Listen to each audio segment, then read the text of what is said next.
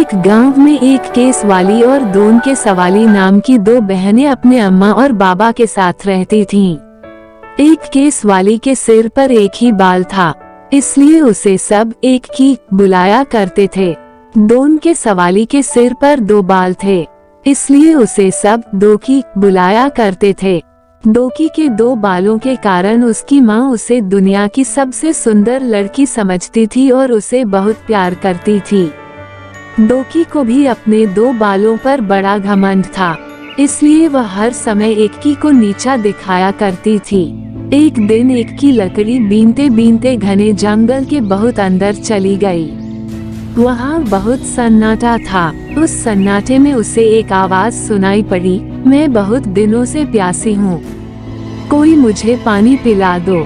एक्की ने अपने चारों ओर देखा, उसे कोई नजर नहीं आया। कुछ देर बाद उसे फिर से वही आवाज सुनाई पड़ी, कृपया कोई मुझ पानी पिला दो। ध्यान से देखने पर एक्की को समझ आया कि पानी मांगने वाली और कोई नहीं बल्कि एक मुरझाई हुई मेहंदी की झाड़ी है। पास ही एक झरना बह रहा था। एक्की वहां से वह चुल्लू में पानी भरकर लाई और मेहंदी की झाड़ी में डाल दिया। 4-5 बार ऐसा करके उसने मेहंदी की झाड़ी की प्यास बुझा दी। मेहंदी की झाड़ी एक्की से बोली, धन्यवाद एक्की, मैं तुम्हारा एहसान कभी नहीं भूलूंगी और तुम्हारे लिए अवश्य कुछ करूंगी। एक्की आगे बढ़ गई। कुछ दूर जाने पर उसे फिर से एक आवाज सुनाई पड़ी, मुझे जोरों की भूख लगी है, कोई मुझे कुछ खिलाकर मेरी भूख मिटा दो। एक्की ने आसपास नजर दौड़ाई तो उसे एक पेड़ से बंधी दुबली पतली गाय दिखाई पड़ी। एक्की ने घास फूस इकट्ठी की और गाय को खिलाकर उसकी भूख मिटा दी।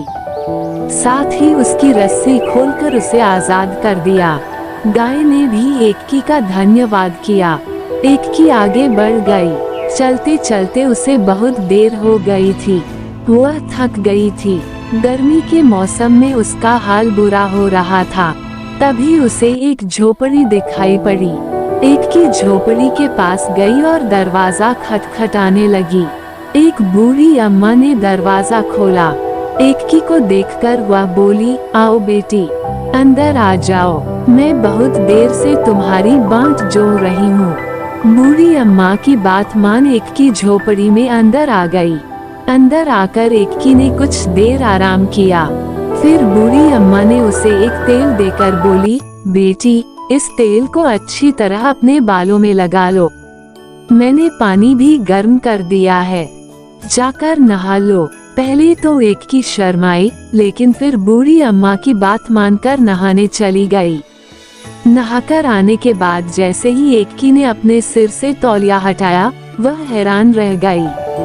उसके सिर पर बहुत सारे बाल आ गए थे। अपने बालों को देख वह बहुत खुश हुई। फिर उसने बूढ़ी अम्मा का बहुत धन्यवाद किया।